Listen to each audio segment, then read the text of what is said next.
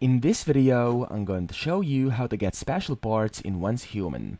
So the first thing I have to tell you is that these are a bit more advanced items and require to go into the Chalk Peak area, which is level 32 plus. So the Chalk Peak area is this area over here, as you can see, this one over here, Chalk Peak, and it's level 32 plus. Now you can get these by searching for different electronics and appliances, and you'll find plenty of these in different residential areas, rec rooms, kitchens, and even securement silos. Okay, so basically, just roam around these different villages and areas over here, and you'll be able to loot a bunch of things that will get you that. Now, some things that can drop those special parts include CPUs, coffee makers, ovens, bearings, scrap sniper rifle body, scrap SMG body, welding machine, and many more. Okay, so if you can find these and only focus on these, you'll find them very easily.